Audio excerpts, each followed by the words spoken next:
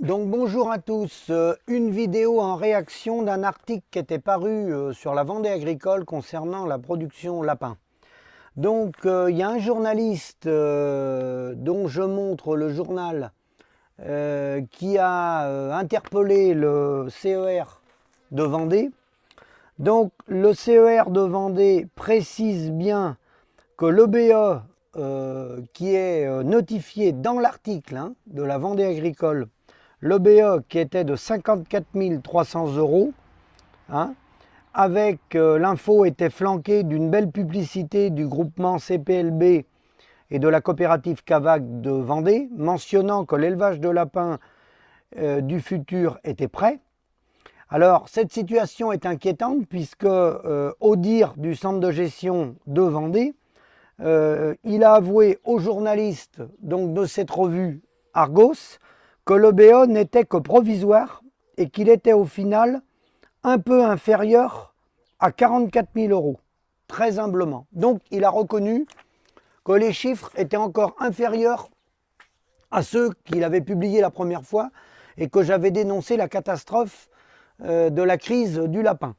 Alors, dans cet article, j'avais mentionné, moi, j'avais enlevé les 5 000 € de MSA.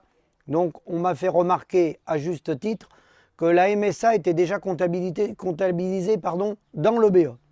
Ceci n'enlève pas mon intervention, puisque j'affirme et je réaffirme que les producteurs de lapins sont bien en train de crever dans les élevages. Alors, là, c'est une responsabilité politique derrière, parce que certes, les coopératives, les intermédiaires ne vont pas s'arrêter.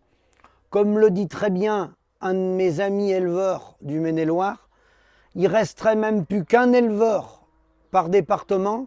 Il continuerait à venir avec des véhicules, vendre des produits vétos, des engrais, le machinisme. Il n'en resterait plus qu'un. Il viendrait le pouiller jusqu'au dernier. Ça ne s'arrêtera pas. Cette stratégie du fric ne s'arrêtera pas. Donc si à un moment donné, il n'y a pas des politiques ou le grand public qui va se saisir de l'opportunité pour dénoncer ce système, qui est un système, appelons un chat les choses par leur nom, qui est un système semi-mafieux, parce que tout le monde gagne sa vie autour, sauf le paysan.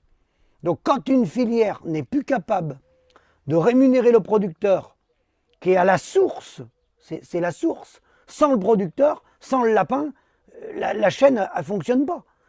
Sans le lapin, il n'y a pas d'abattoir, il n'y a pas de technicien, il n'y a pas de coopérative, il n'y a pas de vendeur d'aliments, il n'y a pas de constructeur de bâtiments à lapins, il n'y a rien sans le producteur. Bon. Et malgré ça, ils osent continuer. Et ils essayent d'informer les gens pour installer des jeunes dans des bâtiments. Alors là, je ne sais pas comment ça s'appelle, mais ça va au-delà du mensonge. C'est très lourd de responsabilité pour les gens qui prennent l'initiative de dire à des gens de s'installer en lapin aujourd'hui quand on sait la situation. Ce qui incite des jeunes à s'installer près d'une très lourde responsabilité. Très très lourde responsabilité. Parce qu'il y a des choses d'engagées, je ne vous en dirai pas davantage, mais il y en a, ils ne sont pas sûrs de passer tous les hivers au chaud. Je vous dis à bientôt.